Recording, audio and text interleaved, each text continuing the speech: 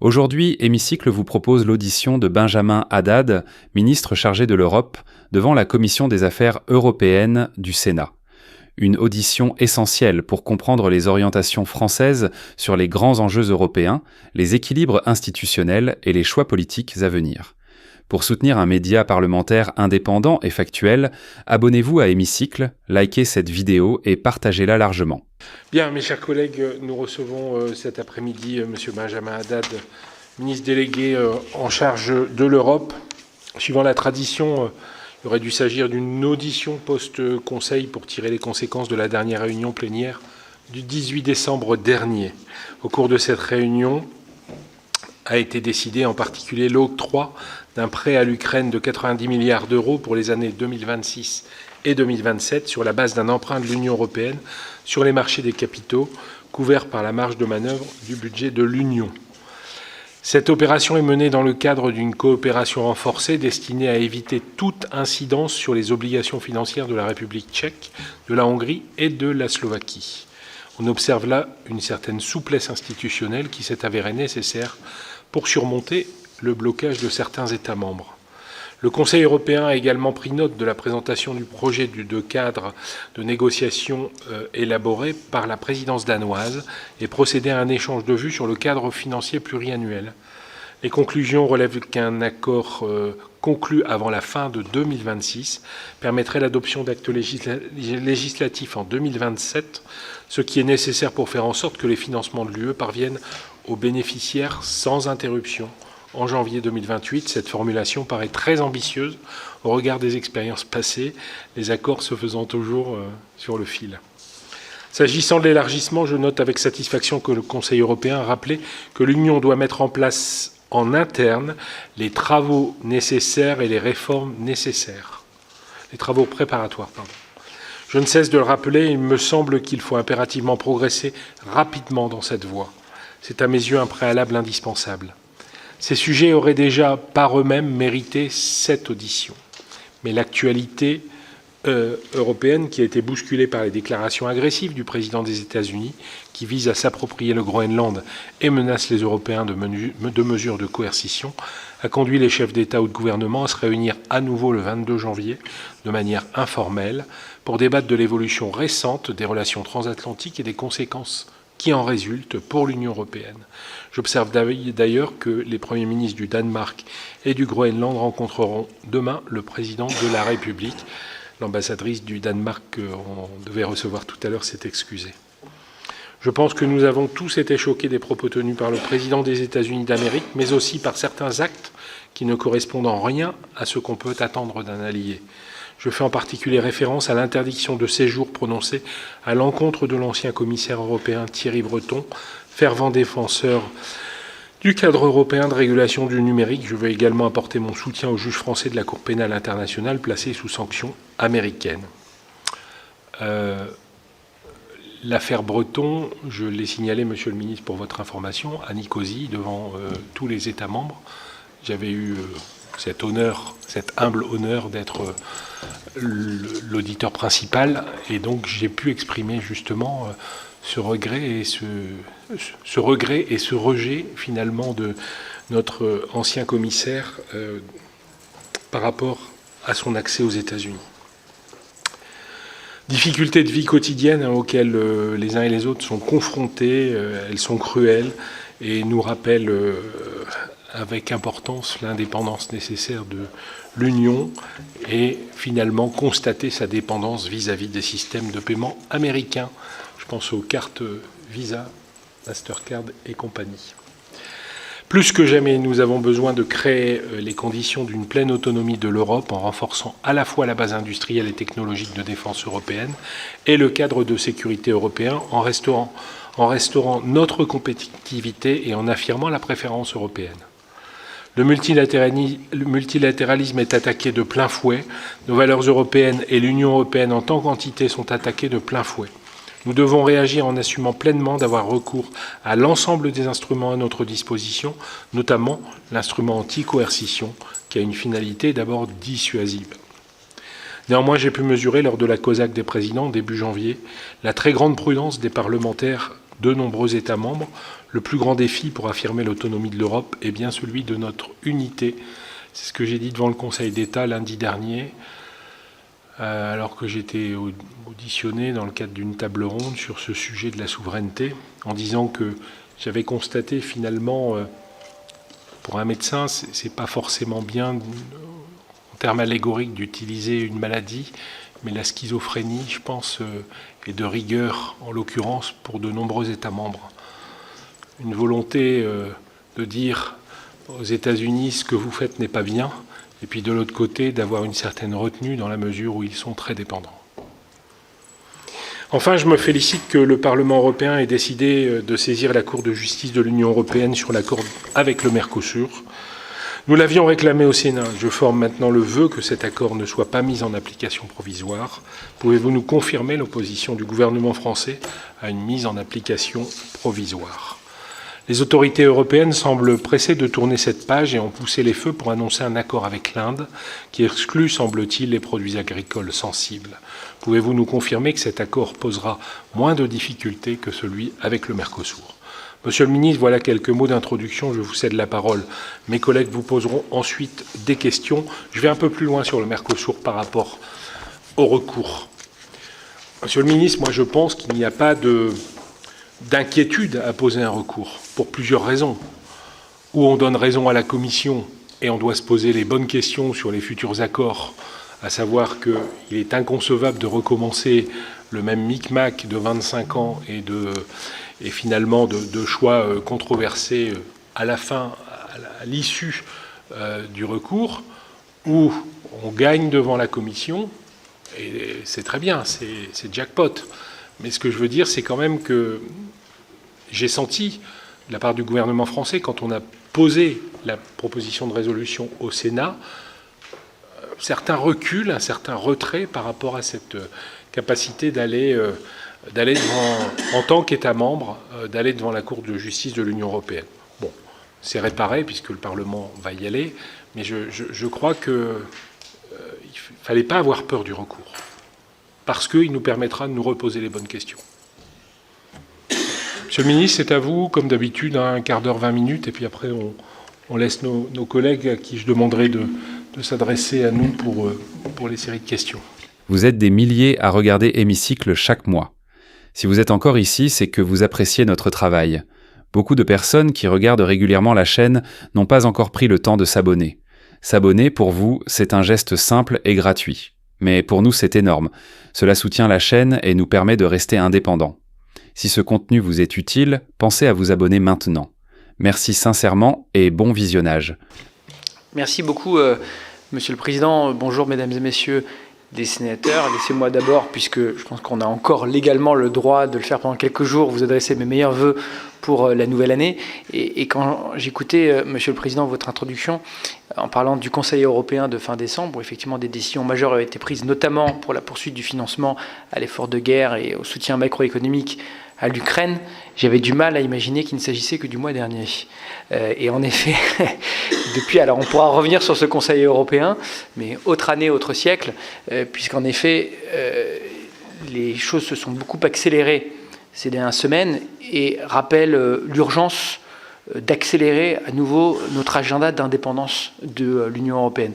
Dans les domaines que l'on connaît, bien sûr, dans les domaines de défense, de sécurité. J'étais aujourd'hui à Bruxelles, j'en reviens à la conférence européenne sur le spatial, autre domaine qui sera au cœur non seulement du déploiement de solutions dans les connectivités télécoms comme Hérisson Carré, mais qui devra être vraiment représenté dans le cadre financier pluriannuel avec comme ligne française toujours la préférence européenne pour la réduction de nos dépendances. Ça, c'est les secteurs auxquels on pense le plus souvent, mais vous avez raison, Monsieur le Président, de souligner d'autres secteurs qui posent des vraies questions en termes de dépendance, comme les systèmes de paiement, et souligner par exemple l'extraterritorialité des solutions américaines qui font aujourd'hui que la prédominance des acteurs américains comme Visa et Mastercard pose des vraies questions aujourd'hui d'indépendance dans des domaines économiques de la vie de tous les jours pour les Européens.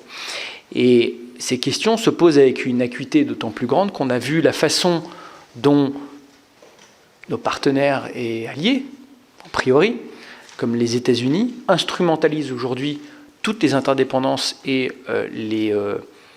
les relations comme un instrument de prédation et de pouvoir. On l'a vu, c'était d'ailleurs illustré dans le discours du Premier ministre canadien Mark Carney à Davos. Je me suis rendu avec le Président de la République et on reviendra bien sûr sur cette séquence qui, je crois, explique très bien la façon dont l'ordre libéral international tel qu'il était pensé hier, c'est-à-dire les interdépendances et la globalisation pour apaiser les relations et faire converger les démocraties libérales, sont devenus aujourd'hui des instruments de pouvoir et des leviers d'influence géopolitique. Il faut qu'on en tire, nous, les conclusions, et c'est bien sûr tout l'agenda qui est poussé par la France et le Président de la République depuis 2017, celui de la Sorbonne, la souveraineté européenne, l'agenda de Versailles sur les dépendances et les domaines stratégiques dans lesquels nous devons investir dans notre autonomie stratégique, qui doit accélérer. Alors, on l'avait dit, on reviendra sur les différents points, je parlais peut-être du Mercosur tout à l'heure, mais on sort d'une séquence, enfin je dis sort avec beaucoup de vigilance et de prudence dans l'expression, puisque on a vu pour l'instant une forme de recul américain sur la question du Groenland. Le président de la République recevra demain la première ministre du Danemark et le premier ministre du Groenland pour évoquer non seulement bien sûr la relation bilatérale, mais la suite de cet épisode sur lequel nous avons tenu un discours extrêmement ferme et extrêmement cohérent. Cohérent car nous défendons la même ligne sur l'Ukraine que sur le Danemark, la remise en question de l'intégrité territoriale, de la souveraineté des frontières d'un État souverain et a fortiori d'un partenaire et allié européen est inacceptable.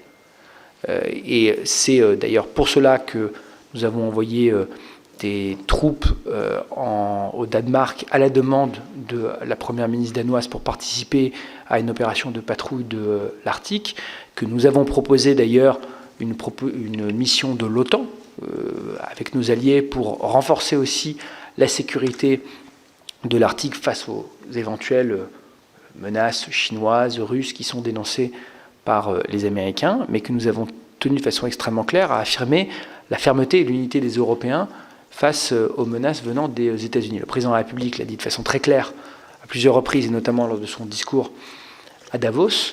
Et puis je voudrais rappeler, et je pense qu'on en a vu l'impact, y compris d'ailleurs sur les marchés américains, les Européens, contrairement à ce qu'on entend un petit peu ici ou là ces derniers jours, en particulier hier, ne sont pas faibles et ont les moyens de se défendre. Nous avons développé des instruments ces dernières années, précisément pour pouvoir utiliser comme levier la force du marché intérieur européen, 450 millions d'individus, l'un des principaux partenaires commerciaux d'acteurs comme les États-Unis, pour pouvoir nous défendre avec notamment l'instrument anti-coercition qui n'existait pas, je le dis d'ailleurs, on l'oublie parfois, lors du premier mandat de Donald Trump, qui a été développé lors de la présidence française de l'Union européenne, adopté en 2023, à l'époque pour soutenir nos partenaires lituaniens face à la coercition économique chinoise, et qui dit quelque chose de très simple, qui est que lorsqu'une puissance extérieure utilise l'arme économique à des fins de pression politique, ce qui est évidemment le cas ici, puisqu'on avait des menaces tarifaires de la part des États-Unis sur la question du Groenland, eh bien nous avons une palette d'instruments à notre disposition pour pouvoir répondre, que ce soit la taxation des services numériques, le fait de fermer l'accès à des marchés publics, la saisie de licences de propriété intellectuelle, etc. Je rappelle la façon d'ailleurs dont fonctionne cet instrument anti-coercition. La Commission européenne doit d'abord constater un cas de coercition économique. Dans ce cas, il était avéré et évident. Soumet ensuite au Conseil l'activation de l'instrument anti-coercition à la majorité qualifiée, puis doit définir avec les États membres un paquet de mesures de représailles qui est ensuite adopté avec une majorité qualifiée d'opposition. Donc la deuxième barre est un peu plus basse à passer. Donc nous avons mis cet instrument sur la table, comme plusieurs de nos partenaires européens, qui montrent qu'une fois de plus, on ne se laissera pas faire et qu'on affirmera de façon très claire, on assumera un rapport de force pour pouvoir défendre nos intérêts et la souveraineté des États européens. Tout ça doit nous pousser, bien sûr, je le disais, à accélérer notre agenda à la fois de dérisking et de réduction de notre dépendance, et puis bien sûr d'approfondissement de notre compétitivité, notre souveraineté européenne. Compétitivité, c'était le cœur du discours du président à Davos, approfondissement du marché intérieur, 28e régime de droit des affaires, union des marchés de capitaux, sur lesquels la Commission européenne doit revenir avec des mesures et des propositions dans les prochains mois, sur l'autorité de supervision, sur la titrisation, sur le 28e régime aussi, qui permettra quand même à des entreprises de pouvoir, qui souhaitent se développer sur le marché européen, de pouvoir opter pour un statut de société européenne simplifié, pouvoir réduire les coûts de transaction et notamment le régime d'incorporation, le régime de faillite, etc. au niveau européen. Continuer à renforcer notre défense collective, ce que nous avons fait d'ailleurs au passage à travers le plan qui a été adopté, les 90 milliards de soutien à l'Ukraine en décembre lors du Conseil européen, puisqu'il s'agira aussi là d'y inscrire la préférence européenne et de faire en sorte que ça renforce une fois encore plus l'intégration et la coopération entre l'industrie de défense ukrainienne et l'industrie de défense européenne. Parenthèse, quand le secrétaire général de l'OTAN hier affirme que les Européens ne sont pas en mesure de pouvoir se défendre seuls, je voudrais rappeler que depuis un an, aujourd'hui, l'aide à l'Ukraine, elle vient de l'Europe, aussi bien sur le plan militaire que sur le plan économique. Aujourd'hui, les 3/4 du renseignement militaire ukrainien sont fournis par la France. Des pays comme le Royaume-Uni, l'Allemagne, la France, aujourd'hui, sont aux avant-gardes du soutien militaire et économique. Et on l'a vu encore une fois avec ce plan de 90 milliards. Donc là aussi, pas d'autoflagellation et ne nous imposons pas des doutes. Nous devons aller beaucoup plus loin dans cet agenda d'autonomie stratégique, mais ça ne sert à rien non plus de le mettre en doute de cette façon. Je crois que ça ne fait que servir les adversaires stratégiques de l'Europe et de l'Alliance atlantique. Je m'arrête là pour qu'on puisse parler un peu plus longuement. Je voudrais revenir peut-être sur le point sur le Mercosur. Vous l'avez vu, en effet, le Parlement européen ainsi que quelques États membres a décidé de saisir la Cour de justice, notamment au sujet de la scission de l'accord, donc de la nature de l'accord, déterminer s'il s'agissait d'une violation du mandat initial qui avait été donné à la Commission européenne à la fin des années 90, et sur la question du mécanisme de rééquilibrage, pour savoir notamment s'il remettrait en cause l'autonomie réglementaire de l'Union européenne. Ce sont des questions légitimes, et il est bienvenu que la Cour de justice puisse s'en saisir. Vous le savez, nous sommes battus, parce que je voudrais répondre directement à votre question, de savoir est-ce que la France aurait dû ou pas saisir. Bon, moi ce que je constate, c'est qu'aujourd'hui, le Parlement a saisi la Cour. Vous avez vu la réaction du gouvernement qui a salué ce vote des parlementaires. Notre priorité à nous, elle a été déjà de mobiliser nos partenaires pour pouvoir prendre le plus de mesures pour protéger nos agriculteurs dans le cadre de cet accord. Que ce soit la clause de sauvegarde qui a été adoptée, qui est la clause de sauvegarde la plus robuste jamais adoptée dans un accord commercial. Si les prix évoluent de 5% sur les filières les plus sensibles, de 5% sur une base de moyenne de 3 ans, à ce moment-là, la Commission, un État membre ou une filière professionnelle peut saisir la Commission pour qu'elle suspende, par exemple, les droits de douane préférentiels dans le cadre de l'accord pour la filière, le bœuf, la volaille, l'éthanol, etc. Un agenda de mesures miroirs qui doit encore être renforcé, mais qu'on commence à voir se mettre en place avec, nous comme objectif, le fait de réduire les limites maximales résiduelles de pesticides ou d'additifs alimentaires à 0, c'est-à-dire au seuil de détection. La ministre de l'Agriculture, Annie Genevard, était hier à Bruxelles en même temps que moi, précisément aussi pour renforcer ce point auprès de ses homologues. Le renforcement des contrôles, qui ont déjà doublé, mais on doit aller plus loin, et à cet égard, on se... Finalement, on a un tas de chiffres. Moi, le dernier que j'avais, c'était 1% des produits qui étaient contrôlés, donc multiplié par 2, enfin, augmenté de 50%, ça fait 1,5%. Donc, alors, non, c'est pas 50%, c'est un doublement. Ah bon, mais si non, je vais vous trouver les chiffres exacts. Après, ce que je constate, c'est que de toute façon, en règle générale, quand il y a ce type de contrôle dans des échanges commerciaux, c'est toujours des contrôles sur une base assez limitée et souvent assez aléatoire. Non, mais ce que je veux dire, c'est que je pense qu'il faut clarifier la chose, parce que dans le débat qui va continuer sur le Mercosur, et j'ai eu un débat avec un journaliste la semaine dernière qui me dit « Oui, vous rigolez, c'est 15% à la frontière ». Je dis quoi, 15%, c'est juste impossible.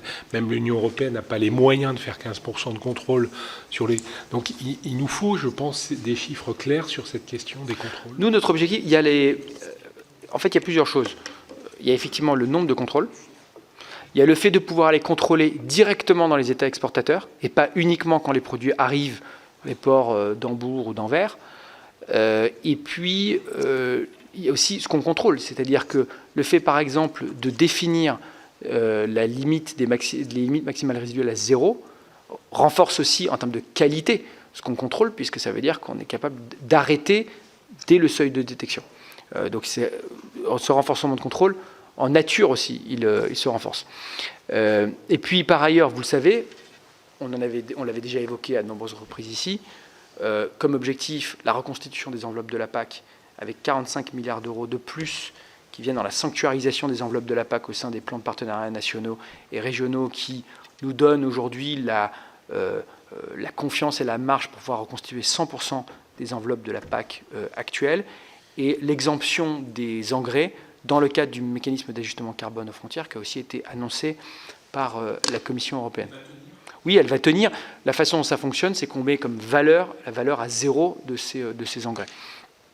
Et ça, c'est aussi un engagement qui est d'ailleurs soutenu par beaucoup d'États membres, comme la PAC d'ailleurs, qui, vous le savez, était vraiment un sujet qui était, sur lequel on était loin d'être minoritaire, puisqu'il y a encore d'ailleurs un courrier soutenu par 20 États membres qui est parti il y a quelques jours pour reconstituer aussi le caractère communautaire de la PAC et donc la sanctuariser aussi le règlement PAC par rapport au PPNR.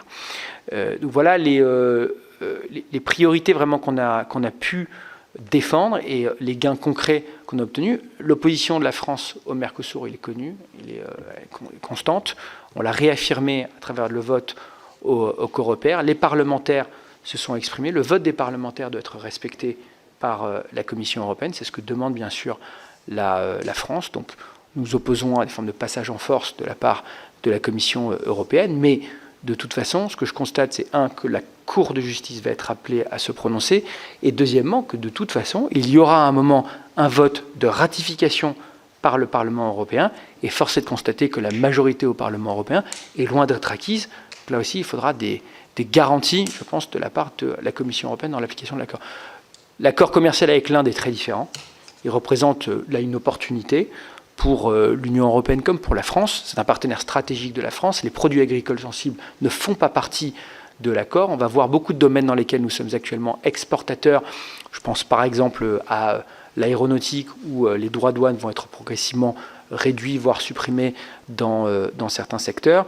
Le mécanisme d'ajustement au carbone, l'accord de Paris font partie aussi de cet accord commercial. Donc il y a là toutes les raisons, même si nous resterons bien sûr vigilants dans les détails là aussi de l'application de l'accord, il y a quand même toutes les raisons d'avoir une perspective différente sur l'accord avec l'Inde et d'y voir là une opportunité en termes de diversification, notamment par exemple sur les questions de minerais ou encore d'aéronautique. Merci, Monsieur le Ministre. On va passer aux questions. Je reviendrai peut-être moi-même sur quelques points. Et on va commencer par Michael Weber. Michael Weber, et se prépare Marta Tsidrack. Oui, merci. Merci, Monsieur le Président, Monsieur le Ministre. Merci pour ces échanges. J'ai pris un tout petit peu, j'ai demandé à commencer parce que j'ai un autre engagement après, donc je m'excuse si je ne pourrais pas rester. J'avais deux questions. Le premier, c'est... vous savez qu'il y a des négociations actuellement de projets de coopération avec les États-Unis concernant l'échange de données biométriques et sensibles. Et comment cela s'articule-t-il avec la protection de la souveraineté numérique européenne et de quelle façon la Commission compte-t-elle prévenir les risques d'ingérence ou de pression sur des fonctionnaires européens qui pourraient découler de ce transfert de données? Je crois que c'est un sujet qui peut inquiéter, qui inquiète un certain nombre de pays en Europe aussi au regard des données qu'ils ont récoltées. Et le deuxième sujet, pour revenir sur la question du Mercosur, qui reste d'actualité, on a un peu le sentiment, c'est un peu la première chose, le constat que je fais, qu'il y a une forme de frilosité du gouvernement. On a bien vu que dans les débats qu'il y a eu au sein du Parlement européen, on est revenu, les collègues parlementaires sont revenus sur la méthode de la Commission. Et finalement, on se dit que, au regard de la colère qui s'exprime à nouveau dans les rues, face au risque de distorsion de concurrence et de baisse des normes sanitaires, je crois que ce bras de fer politique pour obtenir l'abandon définitif de ce traité doit être mené sincèrement, fermement, avec conviction. c'est pas toujours l'impression que l'on a, ou est-ce qu'on va considérer que finalement les intérêts industriels vont continuer à prévaloir sur notre souveraineté alimentaire? C'est pas simplement la position du gouvernement, même si je pense qu'elle pourrait être un peu plus ferme sur le sujet, mais c'est aussi plus large au niveau des partenaires qu'on peut avoir, que j'interroge. Bon, on va faire une exception peut-être, Monsieur le Ministre, puisque Mickaël doit s'en aller à 17h, si vous voulez lui répondre. Et après, on reprendra par Sur la question de l'échange des données biométriques, je veux juste me confirmer exactement là où on en est de la négociation. Donc, on regarde sur les informations, mais sinon, je pourrais vous transmettre des informations plus précises vraiment sur là où on en est. Mais effectivement, on voit ça quand même avec beaucoup de vigilance. Et vous avez raison de souligner les risques de pression ou d'ingérence de la part des États-Unis. Sur la question du Mercosur, moi, je suis, enfin pardon, mais quand même un petit peu surpris d'entendre parler de frilosité de la part du gouvernement.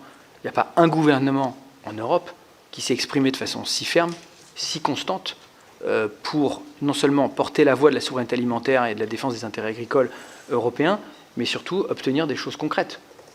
Je veux dire, que ce soit la clause de sauvegarde, mais allez parler à nos partenaires européens. Allez même en Italie, en Pologne, allez demander à la Commission européenne et au Parlement européen s'ils ont l'impression que la France a été frileuse dans son opposition au Mercosur. Moi, pardon, j'étais au CAG hier, j'ai entendu aucun collègue au Conseil Affaires Générales me dire « Ah, les Français, vous avez manqué de fermeté et de clarté sur la question du Mercosur. » C'est plutôt l'inverse. C'est plutôt l'inverse. Non, mais pardon. Je veux dire, moi, je veux le dire quand même assez clairement. Ils ne font pas non plus se couvrir de cendres. Bon, on le sait, c'est un sujet sur lequel il y a des intérêts et des avis divergents en Europe, qui sont assumés. Les Allemands, ils sont favorables, les Espagnols, ils sont favorables, à la fois parfois pour des raisons économiques, parfois pour des raisons même de liens géopolitiques, dans le cas de l'Espagne. On a d'autres partenaires qui ont été des alliés sur cette affaire qui sont opposés. Certains qui avaient des intérêts à faire valoir, comme l'Italie, qui sont battus avec nous sur la question, par exemple, de la reconstitution des enveloppes de la PAC ou de la clause de sauvegarde, mais qui ont aussi eu des acteurs industriels, économiques, qui se sont exprimés dans le débat italien en faveur de l'accord. Nous, on a toujours dit qu'on y était opposés. Les deux chambres se sont exprimées de façon quasiment unanime sur le sujet. Le gouvernement s'est fait la voix de sa représentation nationale sur ce sujet, mais sans jamais rester dans une logique de posture. Nous, on s'est aussi battus précisément pour constituer une coalition en Europe, pour obtenir la clause de sauvegarde, pour obtenir la réciprocité sur les normes, pour le renforcement des contrôles, et d'ailleurs d'autres éléments qui tenaient à cœur à juste titre à nos agriculteurs, comme la visibilité sur les paiements directs de la PAC, ou encore l'exclusion ou l'exemption des engrais dans le cadre du mécanisme d'ajustement carbone aux frontières.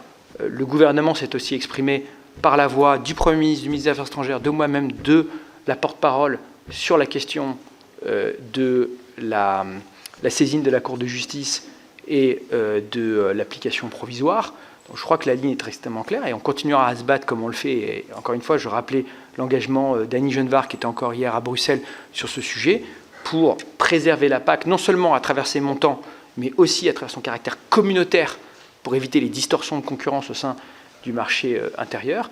Et nous avons aussi veillé, puisqu'on parle du Mercosur, nous avons veillé à ce que dans d'autres accords commerciaux, dans d'autres domaines, et le président rappelait celui avec l'Inde, à ce que nos intérêts agricoles ne soient pas remis en question. Donc je crois au contraire que nous avons toujours été une grande fermeté, une grande constance sur la question du Mercosur.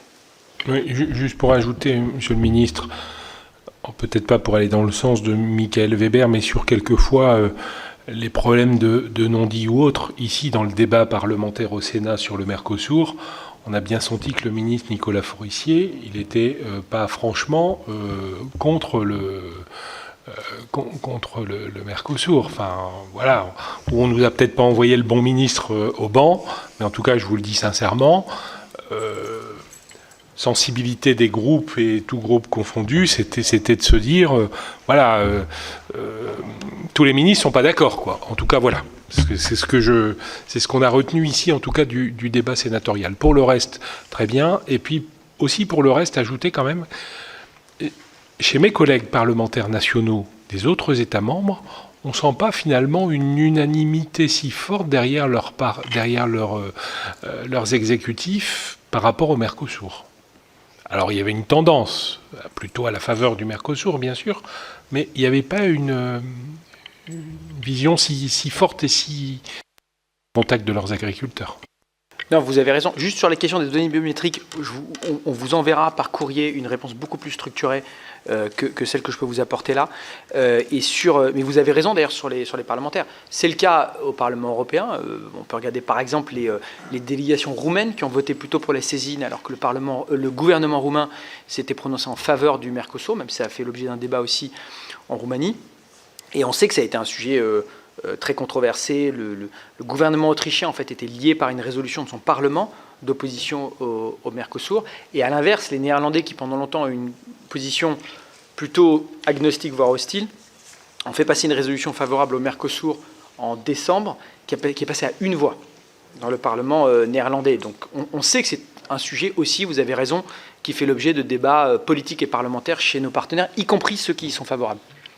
Allez, on reprend nos séries de 3. Donc Marta Tsidrack et Catherine Morin-Desailly qui se préparent. Et puis Nadège Javé.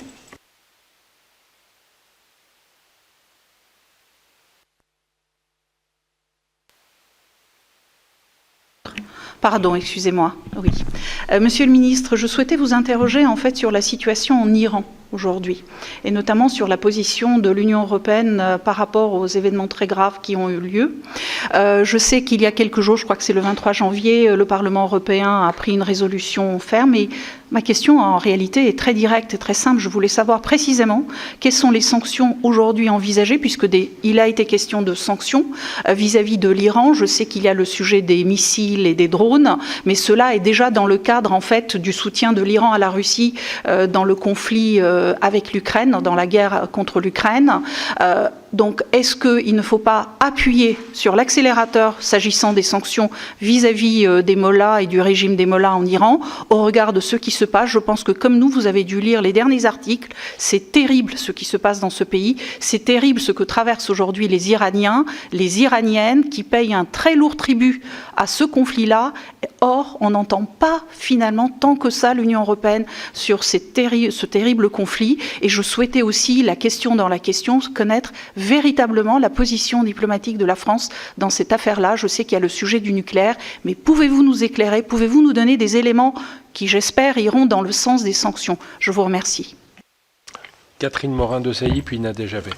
Merci, Monsieur le Président. Donc, fidèle à mes sujets, mes obsessions, je vais parler à nouveau de notre autonomie stratégique en matière de numérique. Comme vous le savez, Monsieur le Ministre, moi, ce qui me préoccupe beaucoup, c'est nos dépendances qui sont devenues extrêmement dangereuses dans la nouvelle donne géopolitique. On parle de techflation, c'est-à-dire d'explosion des coûts des services, en fait, dont nous dépendons tous.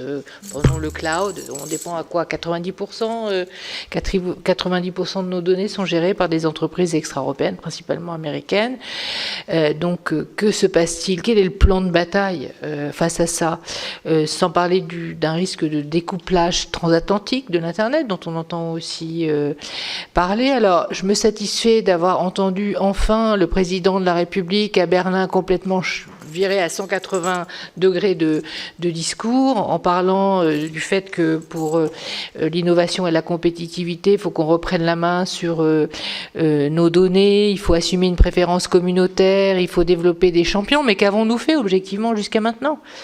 Je m'interroge quand je vois qu'on continue à confier nos données du ministère de l'Intérieur à Palantir. Pourquoi on n'a pas migré vers une solution souveraine qui était peu ou prou prête? En tout cas, des entreprises françaises, européennes travaillaient à ça. C'est quoi le fond du problème? Il faut nous dire la vérité, parce que si on veut avoir une stratégie de reprise en main, il faut bien qu'on s'entende sur les objectifs atteints, et le Parlement, il est prêt, je crois, à accompagner le gouvernement dans l'impulsion à donner à Bruxelles pour avancer définitivement sur ce sujet. Alors, il y a la question d'investissement massif qu'il faut consentir dans notre politique industrielle, de l'informatique en nuage, de l'intelligence artificielle, conformément à ce que nous dit Draghi. Il faut aussi tenir la barre, mais ça, bon, je pense que aussi, avec tout le travail qu'a fait Thierry Breton, on la tient assez bien en matière d'imposer ce que la réglementation qui est corollaire soit bien appliquée. Maintenant, je m'inquiète quand même, et je voudrais avoir votre avis, Monsieur le Ministre, sur le paquet Omnibus, la directive Omnibus sur lequel on va émettre certainement l'avis, cher Président. Est-ce que cette simplification normative, qui peut être louable en soi, mais est-ce qu'elle ne va pas porter atteinte à justement des fondamentaux comme le RGPD et comme l'application aussi du règlement sur l'IA qui a besoin d'être appliqué? Il faut de la régulation pour l'innovation, disait Thierry Breton.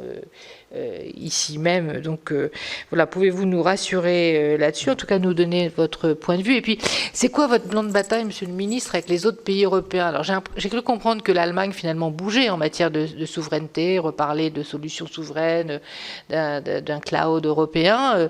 Est-ce qu'il y a des démarches qui sont faites à quelques pays de manière transnationale pour investir ensemble massivement dans ce que on peut appeler l'infrastructure nation, puis la startup nation, mais l'infrastructure nation, pour enfin faire émerger ces champions? Est-ce qu'il y a des plans dans ce domaine-là? Parce que dans le plan Boussole numérique Horizon 2030, il n'y avait rien de tout ça.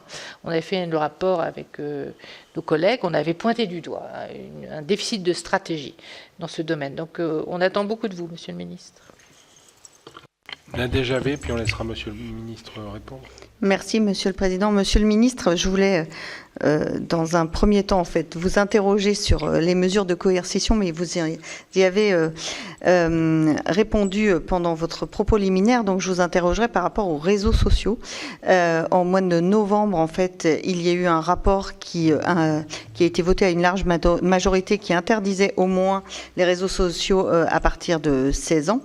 Depuis, en fait, il y a une certaine évolution dans divers pays, notamment le nôtre, où une loi est en train d'être votée à l'Assemblée nationale et qui est plus contraignante que ce qui était mentionné dans ce rapport. Et il y a également une loi en Espagne qui est aussi en préparation. Donc je voulais revenir sur quand est-ce qu'une mesure plus contraignante au niveau de l'Union européenne sera mise en place, et ne serait-il pas le moment en fait de marquer un acte fort de souveraineté? Je vous remercie.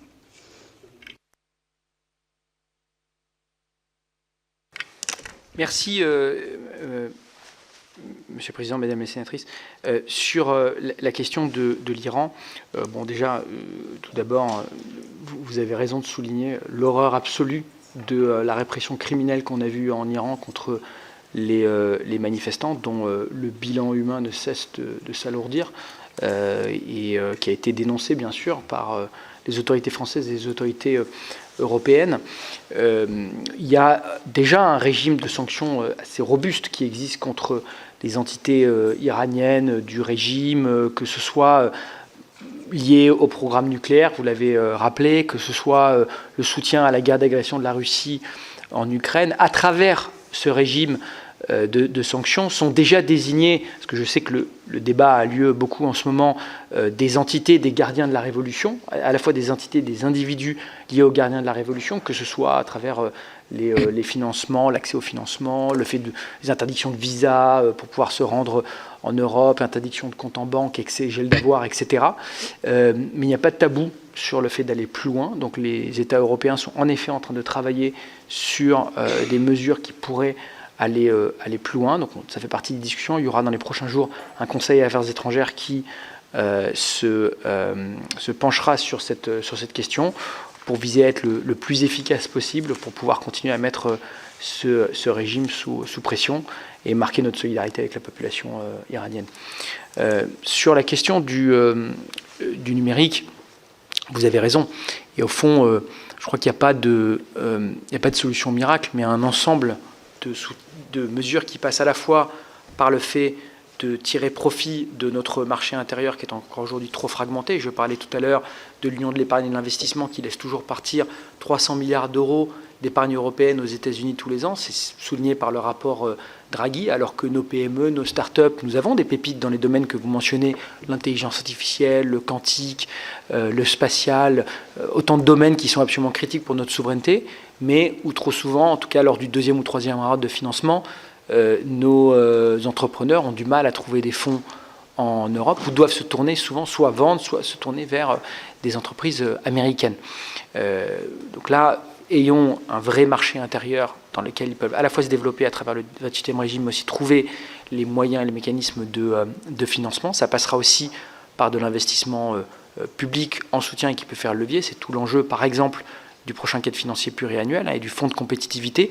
Avec nous, on le défend maintenant dans tous les domaines européens, pas seulement pour le prochain CFP, mais dans tous les nouveaux instruments européens. La question de la préférence européenne, bien sûr, j'y revenais tout à l'heure, ce sera le cas lors du prochain CFP sur ces domaines.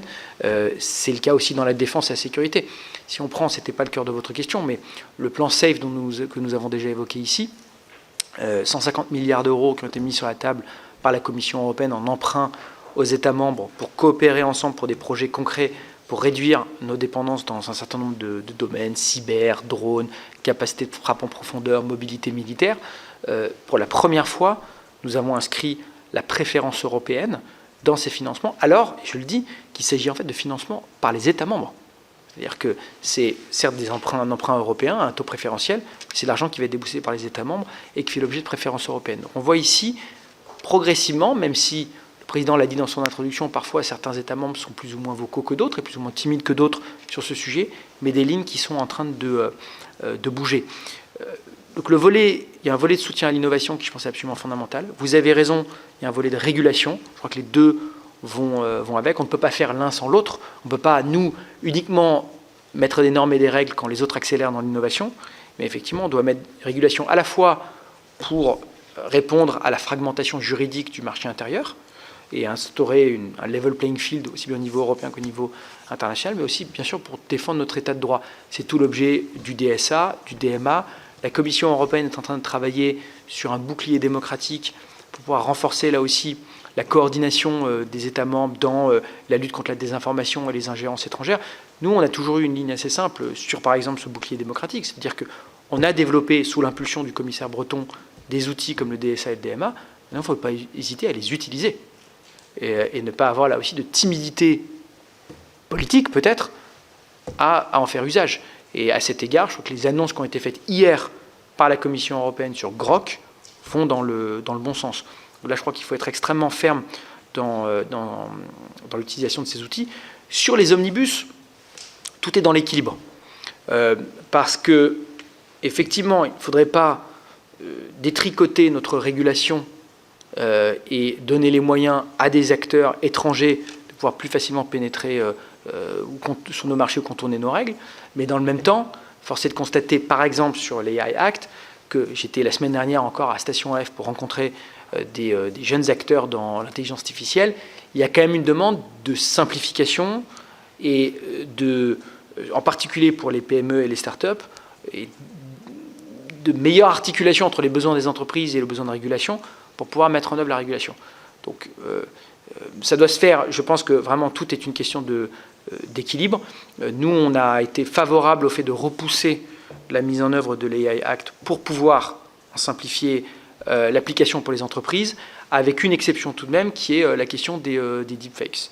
C'est-à-dire que là, en revanche, on doit pouvoir avoir de la labellisation pour les contenus vidéo. On voit la multiplication aujourd'hui des fausses vidéos sur les réseaux sociaux, par exemple, qui sont générées par de l'intelligence artificielle.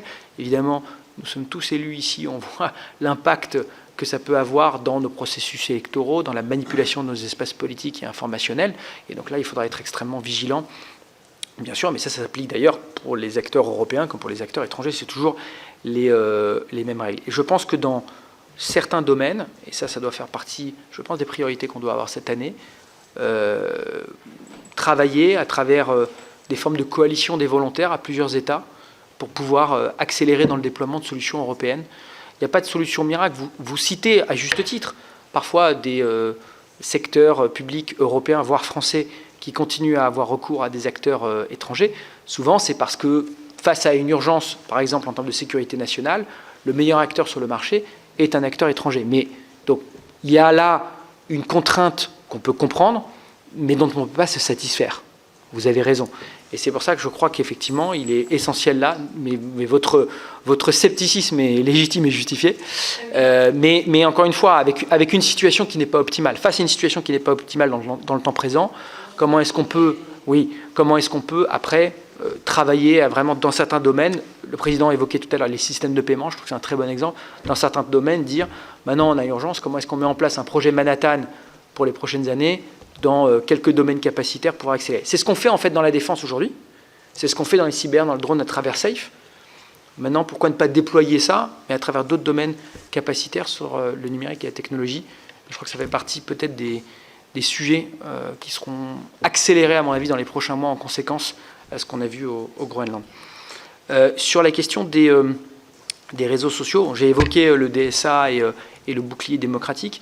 Et au-delà, effectivement, de la question simplement de la désinformation, de la protection de nos espaces démocratiques, il y a aussi celui de la santé mentale des plus jeunes. L'Assemblée nationale a fait passer une loi en ce sens. Je m'en félicite. Je pense que c'est une avancée importante de protection de nos enfants. On sait que c'est un débat sur lequel la France est assez pilote, mais qui est aussi en train d'accélérer chez beaucoup de nos voisins, et qui dépasse d'ailleurs à cet égard beaucoup des lignes de fracture un peu idéologiques ou géopolitiques qu'on voit, parce que c'est un vrai sujet de société. On l'a vu porter aussi en Australie, je crois aussi au Canada d'ailleurs. La Commission européenne, nous avions saisi la Commission européenne pour demander, pour s'assurer que ce type de législation est en conformité avec le DSA. C'est le cas. La façon dont ça fonctionne, parce que je vois que le sujet remonte un petit peu ces derniers jours, c'est que les pays, les États membres peuvent prendre des dispositions législatives pour fermer l'accès aux réseaux sociaux aux moins de 16 ans ou de 15 ans. La mise en conformité des plateformes est après assurée par la Commission européenne, donc les instruments exécutifs sont ceux de la Commission européenne, mais nous pouvons prendre effectivement des dispositions nationales, et ça a été un sujet porté bien sûr par le président de la République. La décision qu'on a prise, d'ailleurs je dirais de façon tactique, c'est effectivement d'avancer au niveau national avec plusieurs États membres qui souhaitaient avoir le même type de législation. L'objectif, bien sûr, c'est d'européaniser le dispositif. On sera beaucoup plus fort si on est capable de le faire en européen, mais d'une certaine façon, je trouve qu'avancer de cette façon en coalition des volontaires, je reprends cette expression qu'on utilise souvent pour l'Ukraine, mais qu'on peut là utiliser sur ce sujet, je pense que c'est une façon aussi efficace de faire émerger le débat. Oui, je me permets de porter à votre connaissance, Monsieur le Ministre, parce que vous semblez l'ignorer totalement. En tout cas, le gouvernement semble ignorer aussi, ainsi que le président de la République. Il y a tout de même un texte qui a été voté au Sénat sur les réseaux sociaux, les enfants, les écrans, et un texte compatible d'ailleurs avec le droit européen qui s'est positionné sur cette majorité numérique. Donc on cite l'Assemblée nationale, mais ce serait courtois de citer aussi le Sénat qui a voté sa loi à l'unanimité le 18 décembre. Allez, deuxième série, Karine Daniels y va, et puis se prépare Vincent Louot, et ensuite Mathilde Olivier. Bien, merci Monsieur le Ministre. Moi, je voulais peut-être insister sur l'initiative qui a été prise par le président Trump du Conseil pour la paix, dont la charte a été signée à Davos ce 22 janvier, qui est une organisation internationale qui a clairement pour objectif de concurrencer l'ONU et son Conseil de sécurité. Chaque État membre qui souhaite y participer devant verser $1 milliard pour participer à cette organisation. Dans la liste des membres, il y a des pays européens.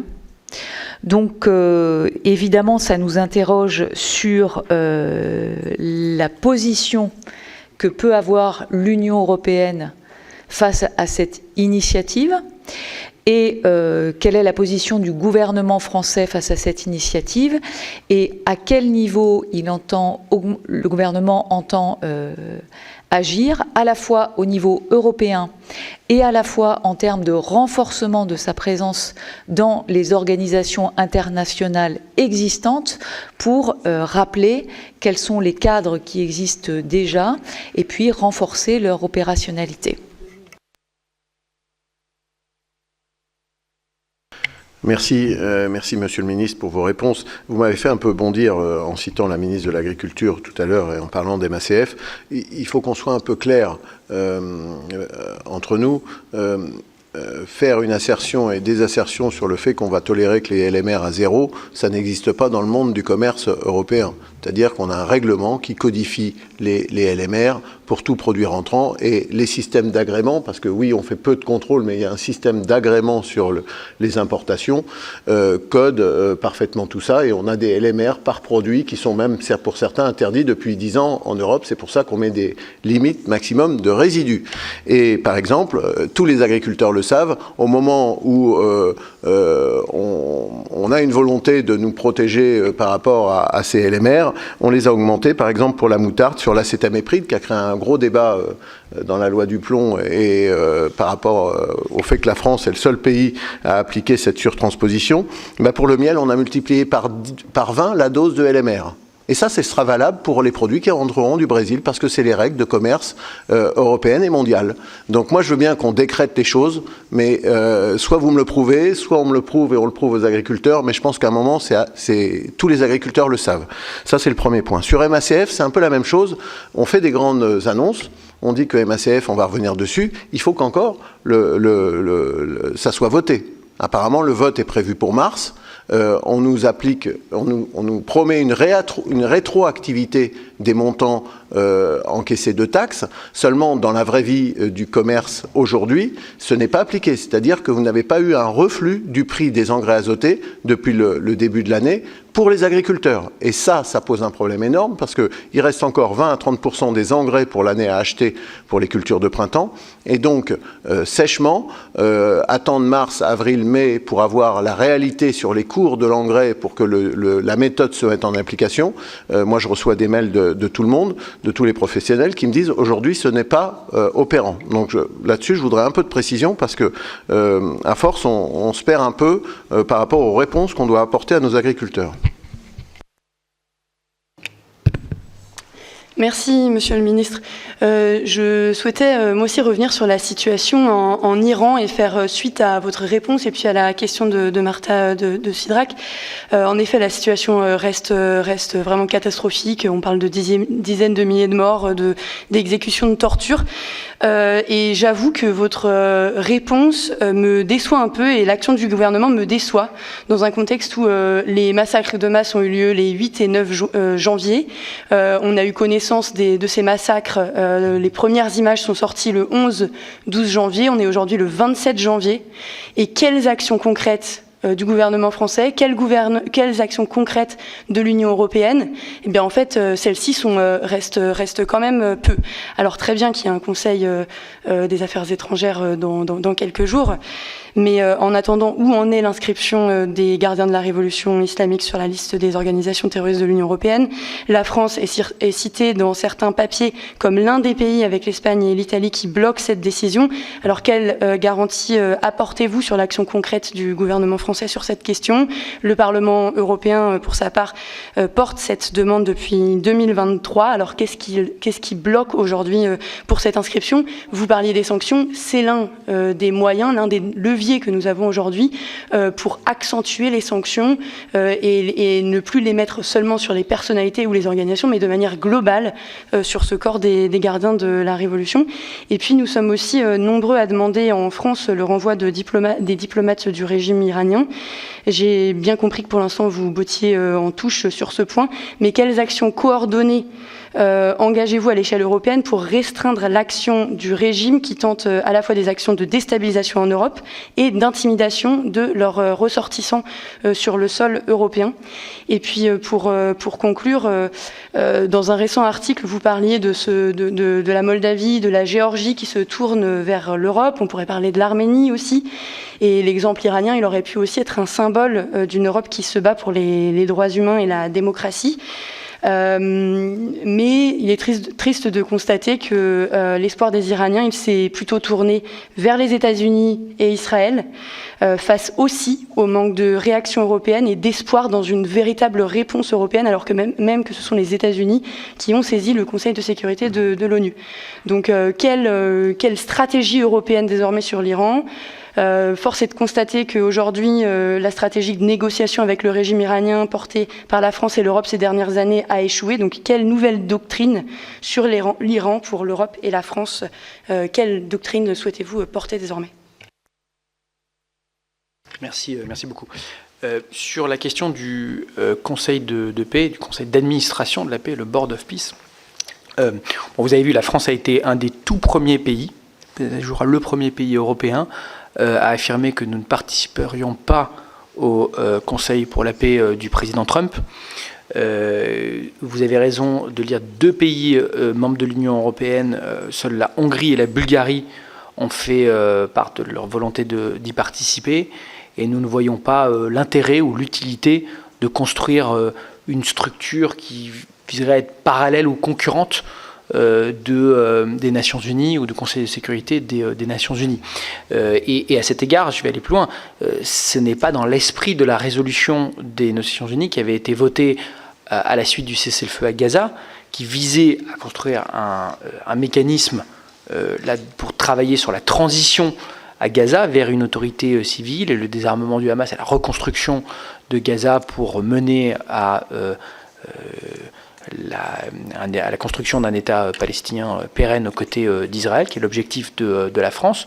Nous continuons à soutenir l'idée d'avoir un conseil qui serait lié à Gaza, mais en revanche un conseil de la paix comme une sorte de nouvelle structure multilatérale parallèle, nous n'y sommes pas favorables, et je constate que l'immense majorité des États européens ont fait le choix de ne pas participer et de dénoncer la création de cette structure. Bon. Donc, dont acte.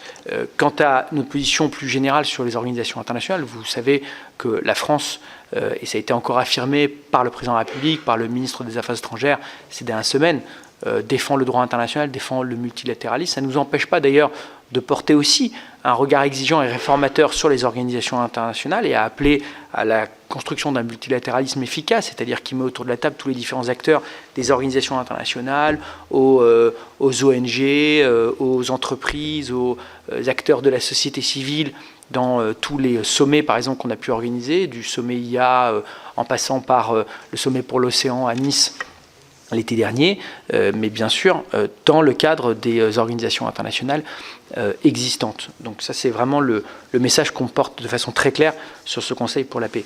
Sur la question des limites maximales de résidus, la façon dont ça fonctionne aujourd'hui, c'est que vous avez des tolérances de seuil pour des produits qui sont aujourd'hui interdits sur le marché européen, pour nos producteurs, pour nos agriculteurs, mais qui ne sont pas considérés comme étant dangereux pour la santé ou pour l'environnement. Et donc vous avez les LMR, limites maximales de résidus, qui sont tolérés dans des produits importés.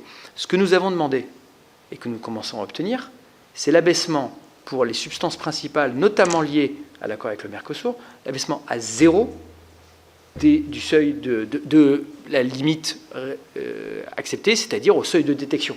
Bon.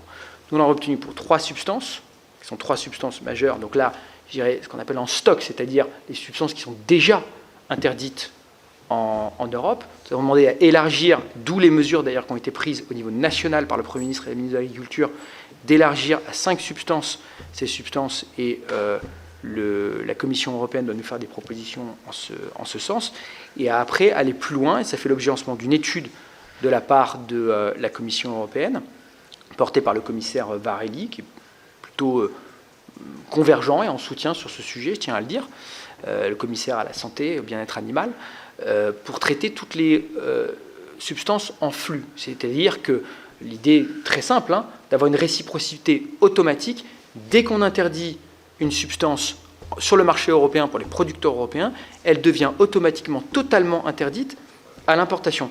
C'est aujourd'hui pas le cas, mais les substances principales dans le cadre du Mercosur ne rentreront pas en Europe. Les substances, alors je n'ai plus le nom des substances en question parce que là on est sur des termes un peu techniques si vous me permettez, mais je pourrais aussi vous les envoyer, effectivement.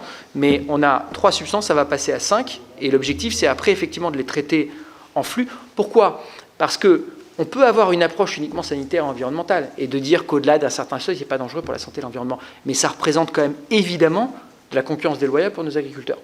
Et ça, c'est la voie qu'a portée la France. Et là aussi, les lignes sont en train de bouger en ce moment au niveau européen, aussi bien de la part de la Commission que du Conseil européen. Vous avez de plus en plus de voix qui s'élèvent sur ce sujet, mais en tout cas, il y a bien des mesures d'abaissement des LMR à 0 obtenues par la France avec nos partenaires dans le cadre du Mercosur et qui ont vocation à s'élargir. Sur la question du MSF, en effet, ça doit faire l'objet d'un vote, vous avez raison. C'est pour ça d'ailleurs que nous avons demandé à ce que cette mesure soit rétroactive et donc qu'elle puisse s'appliquer à travers des compensations à partir du 1er janvier. Il n'y a plus de raison aujourd'hui pour les opérateurs d'appliquer des prix plus élevés. C'est la proposition aujourd'hui qui sera votée, la proposition de la part de la Commission, c'est de réviser le MSF, qui est conservé, bien sûr. Nous soutenons d'ailleurs la taxe carbone aux frontières. C'est aussi là une façon de rééquilibrer face à la concurrence déloyale et aux importations qui sont plus carbonées de nos partenaires, mais nous en avons exempté les engrais. Ce sera effectif dans le droit européen à partir du mois de mars, mais ça aussi, c'est une avancée concrète qui a été obtenue par la France. Et on peut le souligner et s'en réjouir. Sur la question de l'Iran, bon, tout d'abord, vraiment, encore une fois, pour souligner ce que vous dites, les massacres de masse qui ont été commis par ce régime contre sa population. Et je voudrais dire que la France n'a pas attendu, d'ailleurs, cette dernière séquence atroce pour dénoncer le régime et pour apporter son soutien aux manifestants. Rappelez-vous le mouvement Femmes, Vie, Liberté et les dirigeants, d'ailleurs, les représentants de la société civile, de l'opposition, qui avaient été reçus par le président de la République, par la diplomatie française et appuyés. Je le disais, encore une fois, il n'y a pas de tabou et de ligne rouge dans les mesures qui peuvent être envisagées pour être le plus efficace possible, pour accentuer la pression sur le régime après ces massacres. Il y a déjà aujourd'hui, sur la question des gardiens de la Révolution, qui est un débat parfaitement légitime et important à avoir, mais sur lequel il faut vraiment aller dans le détail, il y a déjà en fait beaucoup d'entités, beaucoup d'individus des gardiens de la Révolution qui sont de fait aujourd'hui couverts par différents régimes de sanctions qui sont plutôt des sanctions sur le plan nucléaire ou des sanctions liées à la guerre d'agression de la Russie contre l'Ukraine dans les différents régimes. Mais ça fait partie des discussions aujourd'hui entre les États membres et sur lesquels nous pouvons avancer. Bien sûr, il y a aussi des sensibilités. Vous savez que nous avons des ressortissants aujourd'hui toujours qui sont sur le sol iranien. Donc c'est des sujets dont on parle publiquement avec... pardon ? Ah, excusez-moi. On a donc c'est des sujets dont on parle publiquement avec beaucoup de vigilance, mais qui ne nous empêchent pas d'agir et de travailler pour avoir l'approche la plus efficace possible avec nos partenaires européens pour pouvoir tout simplement défendre les principes que l'on défend partout et de façon cohérente à travers le monde. Merci Monsieur le Ministre. Sophie Briand-Guillemont. Puis se prépare Louis-Jean de Nicolaï. Merci Monsieur le Président, Monsieur le Ministre. Je voulais revenir sur le sujet qui a déjà été abordé du Conseil de la paix. Puisque vous avez réaffirmé la position de la France, qui est effectivement ferme et je pense assez claire, mais au-delà de la position française, j'aurais voulu avoir votre analyse sur le risque de fragmentation des pays européens face à ce type d'initiative et de manière générale le risque de cohérence ou plutôt d'incohérence de la politique étrangère face à ce que peut être la relation bilatérale des États membres avec les États-Unis. Et ensuite, pour revenir sur le sujet qui a été abordé aussi de Gaza, puisque vous l'avez rappelé que le Conseil de la paix a initialement été présenté comme un outil qui était destiné à traiter la situation à Gaza. Là encore, est-ce que vous estimez que c'est une initiative qui est susceptible de complexifier encore davantage l'action diplomatique de la France et de l'Union européenne sur le dossier israélo-palestinien, alors même que l'Union européenne a déjà eu du mal à trouver une voie unique et même crédible sur cette crise? Je vous remercie. Oui, merci, Monsieur le Président. Monsieur le Ministre, je vais passer à la diplomatie territoriale maintenant. Nous allons, avec le Président, rencontrer le commissaire européen, vice-président chargé de cette politique de cohésion des territoires. C'est 81 milliards d'euros qui sont prévus pour la France pour le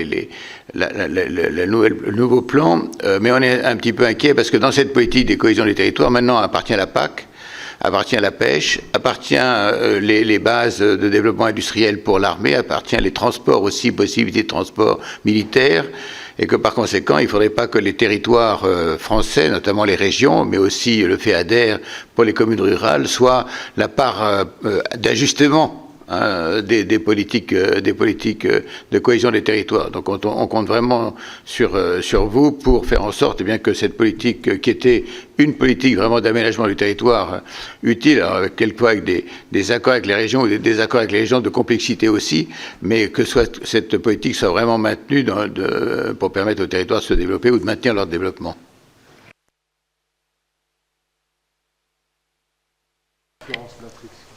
Oui, merci Monsieur le Président, Monsieur le Ministre. À mon tour, je voulais intervenir sur l'Iran pour vous dire quand même que vous m'avez moyennement convaincu. J'ai parfois eu le sentiment que les Européens tournaient la tête par rapport à ce qui se passait et que la réactivité était relative et que même on pouvait dire qu'il y avait beaucoup de protestations et peu d'actes. Alors évidemment, il va y avoir un conseil sur cette question. Mais pouvez-vous nous préciser quelle sera la position de la France sur la question du gel des avoirs, ou très concrètement, ou sur la question de l'inscription des gardiens iraniens sur la liste des organisations terroristes? Je vous remercie. Merci, Monsieur le Président. Monsieur le Ministre, j'aimerais également aller dans le sens de mon collègue Louis-Jean Nicolaï. Vous nous avez rassuré sur la PAC, mais en effet, sur la politique de cohésion, on conserve quand même quelques inquiétudes quant au montant, quant au rôle des régions, et également au maintien des fonds pour les RUP, c'est absolument essentiel. Autre sujet que je souhaitais aborder, on évoque souvent la souveraineté économique qui passe par notre souveraineté monétaire et financière. Donc le rapport, l'État évoquait l'union de l'épargne et de l'investissement. Donc où en sommes-nous sur son développement, quel calendrier? Et je voulais également revenir sur la question de l'euro numérique parce que c'est essentiel. On voit très bien que l'on dépend aujourd'hui essentiellement de solutions américaines. Donc il est vraiment urgent d'avancer sur ce sujet, que ce soit sur l'euro numérique de gros tout d'abord, mais également sur l'euro numérique de détail. Et je sais qu'il y a une forme de réticence, pour ne pas en dire plus, des banques et notamment des banques françaises, mais je crois qu'il ne faudrait pas que ça nous empêche d'avoir une réelle souveraineté sur ce sujet. On voit bien aujourd'hui toute l'acuité, toute l'importance de bénéficier de cette souveraineté. Donc quel est là encore le calendrier et la position de la France sur ce sujet? Je vous remercie.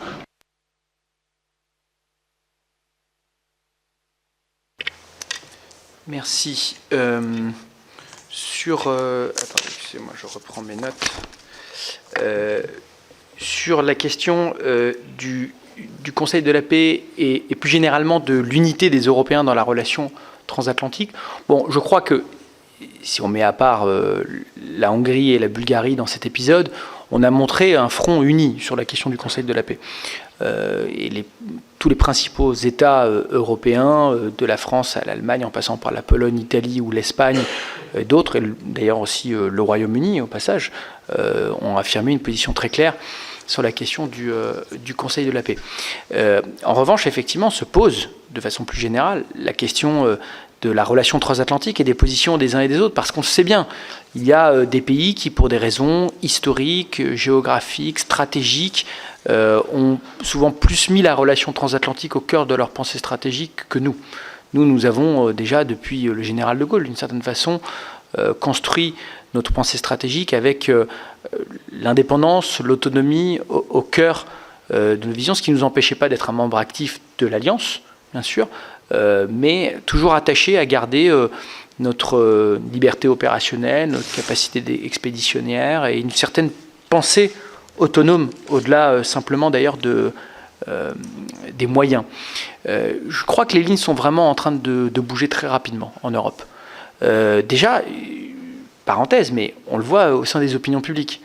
Un sondage qui a été commandé publié en tout cas par le Grand Continent ce week-end, montre un réalignement très rapide et très convergent des opinions publiques européennes, quelles que soient les géographies des États, vers une demande de souveraineté et d'indépendance, notamment vis-à-vis des États-Unis. Et l'épisode du Groenland, je pense, sera un tournant. Alors évidemment, vous pourrez me répondre, les tournants, on en a déjà vu, des wake-up calls, on en a déjà eu avant. Maintenant, à nous de tirer le fil et de le concrétiser à travers des politiques. Et je crois au fond que vous entendrez peut-être toujours certains pays qui seront plus vocaux que d'autres, mais sur la question de l'activation de l'instrument anti-coercition, j'ai vu dans la presse faire état de beaucoup de divisions européennes, mais en réalité, je crois qu'on a plutôt montré un front assez uni dans notre volonté d'être capable d'utiliser nos instruments. Et c'est ce qui ressort d'ailleurs des échanges qu'on a eus par exemple lors des co-repères sur le sujet, où peut-être il est vrai que vous avez certains États comme la France, qui sont de façon plus assumée, plus explicite, prêts à mettre ces instruments sur la table, mais les autres qui ne s'y opposent pas. Et je crois à cet égard, pour répondre à votre question, tout est dynamique, c'est-à-dire qu'on peut regarder les choses de façon statique en disant certains pays ont historiquement des positions plus ou moins atlantistes, Mais je crois là que face à une situation qui est mouvante et qui s'accélère, nous avons un rôle de capacité d'entraînement et de leadership à jouer. Et c'est précisément la voix qu'a portée le président sur la question du Groenland et qu'on porte au fond depuis déjà 8 ans sur la question de la souveraineté européenne. Mais quand on en parlait en 2017, dans d'autres fonctions, je faisais le tour déjà des Européens pour aller parler d'autonomie stratégique, souveraineté, c'était des termes tabous et extrêmement controversés chez certains de nos alliés.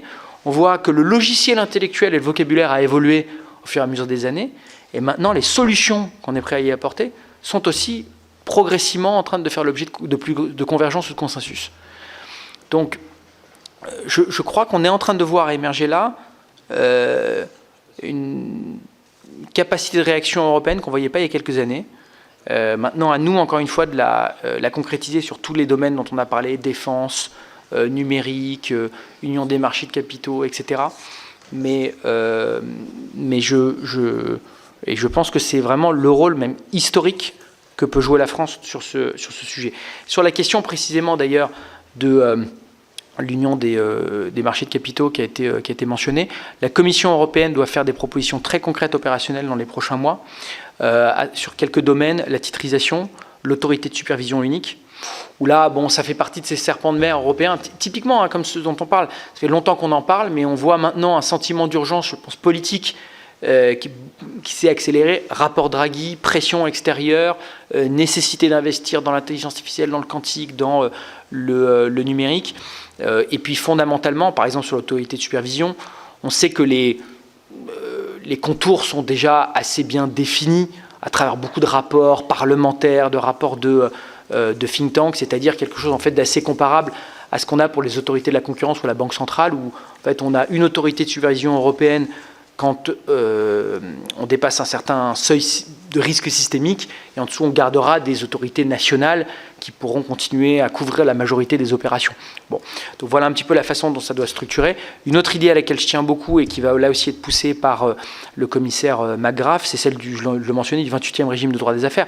Quand on parle aujourd'hui à des entreprises ou à des start-up européennes, trop souvent, ils vous disent moi j'ai réussi à me développer dans mon marché national, j'ai des investisseurs, j'ai des banques, mais quand je veux aller, j'ai des clients, mais quand je veux me développer en Espagne, en Allemagne, en Pologne ou en Suède, autre cadre de régulation, autre cadre de droit des affaires, autre cadre bancaire, et donc en réalité un marché qui a beau s'appeler marché unique est encore extrêmement fragmenté, s'impose des barrières douanières à lui-même quand on compare à l'effort moindre que doit faire un entrepreneur américain s'il veut passer de New York à la Floride ou à la Californie. Vous n'aurez certes pas la même fiscalité, mais enfin globalement vous aurez quand même une friction bien inférieure si vous voulez passer d'un État américain à un autre, et le 28e régime vise précisément à pouvoir répondre à cela.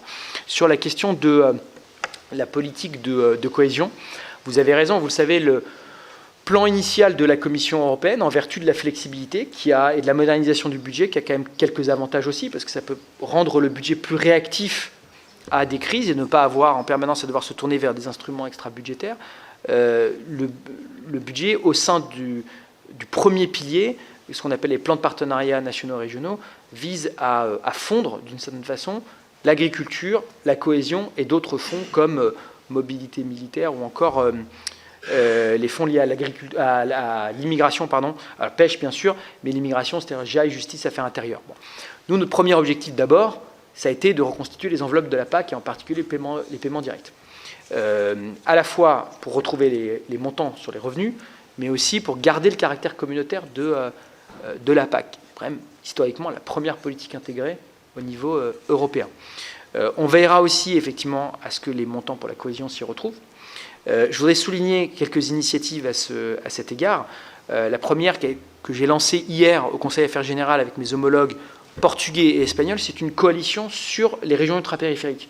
Parce qu'il y a une spécificité des régions ultrapériphériques, vous le mentionniez, qui doit se retrouver à la fois dans le cadre financier pluriannuel, puisque là aussi le POSEI, par exemple, a disparu du nouveau cadre financier pluriannuel, donc il doit pouvoir être reconstitué. Mais de la même façon aussi, les règles, par exemple pour les aides d'État, doivent être simplifiées pour s'adapter aux spécificités des régions ultrapériphériques, qui sont un atout stratégique pour l'Union européenne. C'est ce que nous avons demandé à travers la rédaction d'un omnibus de simplification pour les régions ultrapériphériques. J'ai eu l'occasion d'en parler à plusieurs reprises avec le commissaire Fito. Et le fait de créer cette coalition avec les Espagnols et les Portugais, qui sont les deux autres États membres qui sont assez concernés par ce sujet, nous permet là de nous coordonner sur des positions communes et de pouvoir peser ensemble. C'est quand même toujours la manière la plus efficace d'agir au niveau européen, de peser ensemble dans ces différents textes.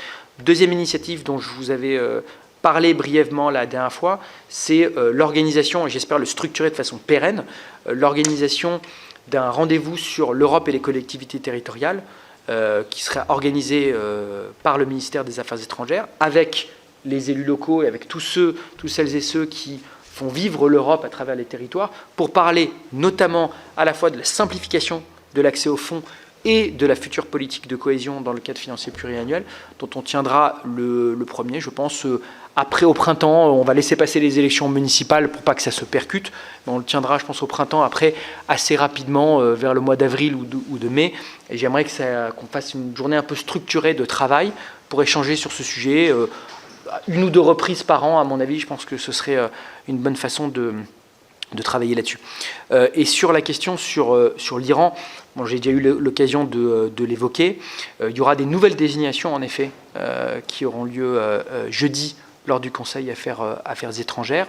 Encore une fois, la plupart des entités, des membres ou des responsables des gardiens de la Révolution sont déjà sur les principales listes de désignation de sanctions, donc ça entraîne des gels d'avoirs ou des interdictions de visa, par exemple.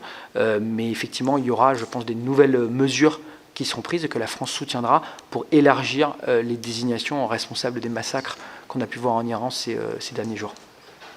Et je voudrais juste peut-être un mot quand même sur l'Iran. Tout de même, moi j'entends parfaitement tout ce qui a été dit, mais en revanche appeler peut-être à une certaine vigilance sur les déclarations et postures d'autres pays, parce qu'on a vu beaucoup de déclarations venant des États-Unis qui pour l'instant ne sont pas traduites de façon concrète, donc là aussi, mais effectivement, en tout cas, il y a un Conseil Affaires étrangères précisément jeudi sur ce sujet et qui renforcera les désignations, et je pense qu'on aura vocation à aller encore plus loin par la suite, bien sûr.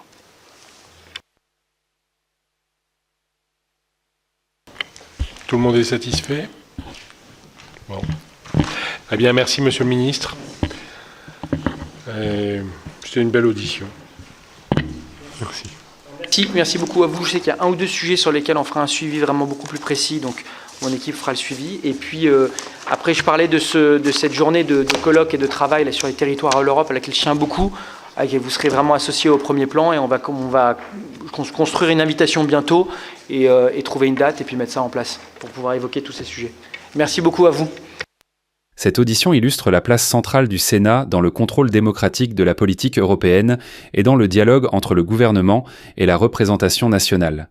Si vous souhaitez continuer à suivre, comprendre et analyser les débats européens sans filtre partisan, soutenez Hémicycle en vous abonnant, en partageant cette vidéo et en laissant un like.